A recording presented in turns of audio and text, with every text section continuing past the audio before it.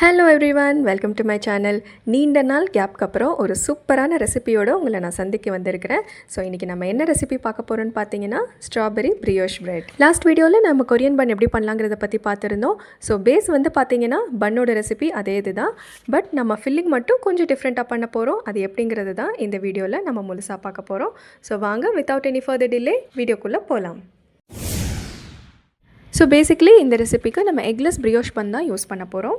இதோட ரெசிபி என்னோட ப்ரீவியஸ் வீடியோலேயே இருக்குது. பட் ஸ்டில் இந்த வீடியோலையும் ஒரு ரீகேப் மாதிரி நம்ம பார்த்துடலாம். ஸோ ஃபஸ்ட்டு நான் ஸ்டாண்ட் மிக்சரில் 344 grams ஆஃப் மைதா எடுத்துருக்கிறேன்.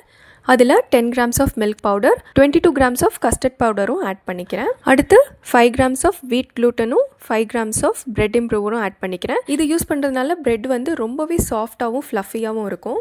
அடுத்து 30 grams ஆஃப் சுகர் ஆட் பண்ணிக்கலாம்.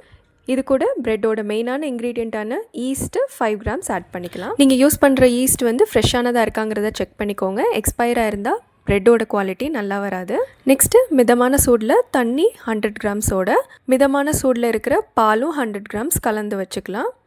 இப்போ இதை நம்ம மெஷர் பண்ணி வச்சுருக்கிற மாவோட கொஞ்சம் கொஞ்சமாக சேர்த்து மிக்ஸ் பண்ணிக்கிட்டே வரலாம். மாவு ரொம்ப கெட்டியாக இருக்கிற மாதிரி இருந்ததுன்னா இன்னும் கொஞ்சம் தண்ணியும் ஆட் பண்ணி அப்படியே நீங்கள் கலந்துக்கிட்டே வரலாம். நான் யூஸ் பண்ணியிருக்கிற 344 grams ஆஃப் மைதாக்கு எனக்கு வந்து 200 grams ஆஃப் லிக்விட் தான் தேவைப்பட்டுச்சு. மாவு வந்து ரொம்பவும் லூஸாக இருக்கக்கூடாது, ரொம்பவும் டைட்டாகவும் இருக்கக்கூடாது, மீடியமாக இருக்கிற மாதிரி பார்த்துக்கோங்க. இப்போ இந்த மிக்சரோடு சேர்த்து நான் 1 teaspoon ஆஃப் உப்பு சேர்த்துக்கிறேன். உப்பு வந்து நம்ம ஸ்டார்டிங்லேயே சேர்க்கலை. ஏன்னு பார்த்தீங்கன்னா உப்பை வந்து நம்ம டேரெக்டாக ஈஸ்டோடு கலக்கும் போது மாவு ரைஸ் ஆகும் போது ப்ராப்ளம் வரும். ஸோ அதனால தான் நம்ம உப்பை வந்து லாஸ்ட்டாக சேர்க்குறோம்.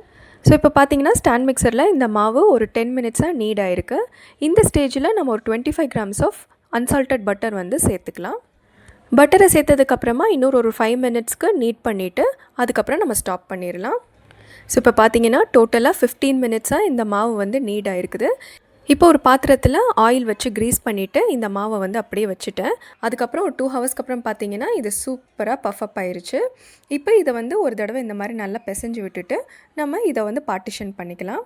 ஸோ நம்ம யூஸ் பண்ணியிருக்கிற மெஷர்மெண்ட் படி பார்த்தீங்கன்னா நம்மளுக்கு 8 buns வந்து இதில் கிடைக்கும். போன வீடியோவில் இதுலேருந்து ஒரு 4 bun எடுத்து நம்ம கொரியன் பன் பண்ணோம். ஸோ இந்த வீடியோவில் இன்னொரு 4 bun வச்சு நம்ம ஸ்ட்ராபெரி பிரியோஷ் பன் பண்ண போகிறோம். ஸோ இப்போ பார்த்தீங்கன்னா டோ வந்து கொஞ்சம் ஸ்டிக்கியாக இருந்ததுனால கொஞ்சமாக இதில் மாவு தூவி நான் வந்து இந்த மாதிரி பார்ட்டிஷன் பண்ணிக்கிட்டேன். இப்போ இதுலேருந்து 4 டோ பால்ஸ் எடுத்து பார்ச்மெண்ட் பேப்பர் போட்டு ஒரு ட்ரேயில் வச்சுட்டேன். இதை இந்த மாதிரி ஒரு டவல் வச்சோ இல்லை பிளாஸ்டிக் ராப்பர் வச்சோ நம்ம கவர் பண்ணி ஒரு 1/2 hour விட்டுட்டோன்னா இந்த மாதிரி சூப்பராக பஃப் ஆகிடும். இது மேலே நல்ல ப்ரௌனிஷான கலர் வரணுங்கிறதுக்காண்டி மில்க் வாஷிங் வந்து இந்த மாதிரி நான் அப்ளை பண்ணிக்கிறேன். இப்போது இது மேலேயே நம்ம வந்து டாப்பிங் பண்ண போகிறோம். ஸோ அதனால் ஒரு கிளாஸ் வச்சு இந்த மாதிரி லைட்டாக ஒரு 2-3 தடவை வந்து ப்ரெஸ் பண்ணி விட்டுக்கிட்டோன்னா நம்மளுக்கு வந்து அதுக்கான ஸ்பேஸ் கிடச்சிரும். ஸோ இந்த ஸ்பேஸில் இப்போ நம்ம ஃபஸ்ட்டு க்ரீம் சீஸ் வந்து அப்ளை பண்ணிக்க போகிறோம். க்ரீம் சீஸ் அப்ளை பண்ணிட்டு இந்த மாதிரி லைட்டாக ஸ்ப்ரெட் பண்ணி விட்டுக்கோங்க. இந்த ரெசிபிக்கு என்னோட ஹோம்மேட் க்ரீம் சீஸ் தான் நான் வந்து யூஸ் பண்ணியிருக்கிறேன். இதோட வீடியோவை நீங்கள் இது வரைக்கும் பார்க்காம இருந்தீங்கன்னா கண்டிப்பாக நம்ம சேனலில் செக் பண்ணுங்கள். ஸோ இது மேலே நான் வந்து இப்போ ஸ்ட்ராபெரி கம்போட் வந்து ஆட் பண்ணியிருக்கேன். இதோட ரெசிபியும் நம்மளோட சேனலில் இருக்குது. இந்த 2 வீடியோஸ்க்கான லிங்க்ஸையும் நான் வந்து டிஸ்கிரிப்ஷன் பாக்ஸில் கொடுக்குறேன், கண்டிப்பாக பாருங்கள். ஸோ இப்போ இந்த பன்ஸை 180 degreesக்கு ப்ரீஹீட் ஆன அவனில் அதே 180 degreesக்கு 20 to 25 minutes வரைக்கும் பேக் பண்ணால் இந்த மாதிரி சூப்பரான பிரியோஷ் பன் நம்மளுக்கு ரெடி ஆயிரும். இது ரெடி ஆகி வந்ததுக்கப்புறமா இந்த மாதிரி பட்டர் வச்சு இது எப்படி க்ரீஸ் பண்ணிக்கிட்டோன்னா செம்ம க்ளாஸியாகவும் செம்ம டேஸ்டியாகவும் இருக்கும். இது மேலே டாப்பிங்ஸ்க்கு கொஞ்சமாக ஸ்ட்ராபெரி வச்சு சர்வ் பண்ணி பாருங்கள். இதை சாப்பிட்டு பார்த்து அப்படியே டேஸ்ட்டில் மெய் மறந்து போயிடுவீங்க. அவ்வளோ டெலிஷியஸாக இருக்கும். இந்த பிரியோஷ் பன் ஸ்ட்ராபெரியோட ரொம்பவே சூப்பராக இருக்கும். But at the same time நீங்கள் வந்து ஸ்ட்ராபெரி கிடைக்கலன்னா ப்ளூபெரி, பைனாப்பிள் அந்த மாதிரி உங்களுக்கு எந்த ஃப்ரூட் வந்து உங்களுக்கு அவைலபிளாக இருக்கோ அது வச்சு கூட நீங்கள் பண்ணலாம். இப்போ பிச்சு காமிக்கிறேன் பாருங்கள், எவ்வளோ சாஃப்டாகவும் எவ்வளோ ஃப்ளஃபியாகவும் இருக்குன்னு. கண்டிப்பாக நீங்களும் இதை செஞ்சு பார்த்துட்டு உங்களுக்கு எப்படி வந்துச்சுங்கிறத கமெண்ட் பண்ணுங்கள். இந்த வீடியோ கண்டிப்பாக உங்களுக்கு பிடிச்சிருக்கும்னு நம்புகிறேன். மறக்காமல் லைக் பண்ணுங்கள், கமெண்ட் பண்ணுங்கள், ஷேர் பண்ணுங்கள். இது வரைக்கும் நம்ம சேனல் சப்ஸ்கிரைப் பண்ணாமல் இருந்தால் இந்த மாதிரி சூப்பரான பேக்கிங் வீடியோஸ்க்கு சப்ஸ்கிரைப் பண்ணிக்கோங்க. கூடிய சீக்கிரமே இன்னொரு சூப்பரான ரெசிபியோடு உங்களை சந்திக்கிறேன். Until then bye bye.